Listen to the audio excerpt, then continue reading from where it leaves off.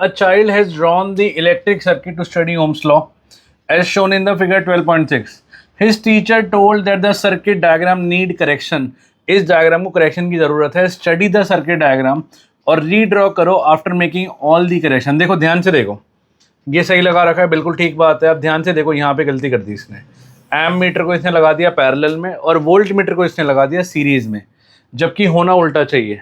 M metre is always connected in series while voltmeter is always connected in parallel. तो हम redraw क्या करेंगे, same circuit बनाना है हमने. ये हमारी एनसीईआरटी के अंदर भी गिवन है आपका सर्किट ना, सेम सर्किट बनेगा.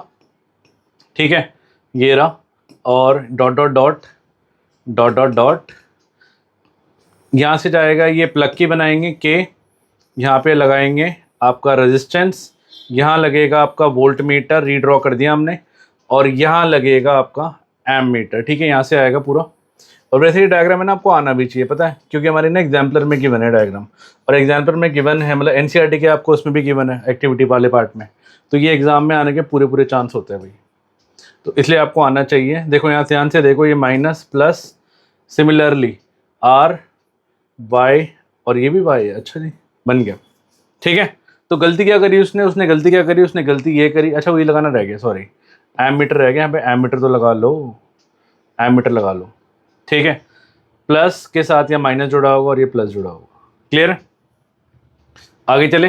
हाँ जी, तो ये गलती हो गई भाई कि एम मीटर को कहाँ लगा दिया इसने, एम मीटर को उसने कहाँ लगा दिया था, नीचे, जाके पैरेलल. बल्कि होना कहाँ चाहिए, एम मीटर सीरीज में होना चाहिए. क्यों, क्योंकि एम मीटर, अच्छा वोल्ट मीटर का पता, रेजिस्टेंस ऑलमोस्ट इन्फिनिटी होता है. अगर यहाँ पे वोल्ट मीटर लगा देंगे ना, तो ये क्वेश्चन भी एग्जाम में आ सकता है. कई बार एग्जाम में आया क्वेश्चन ये कि अगर हम उल्टा कर देंगे तो क्या होगा, अगर हम एम मीटर को पैरेलल में लगा देंगे, वोल्ट मीटर को सीरीज में लगा देंगे तो क्या होगा.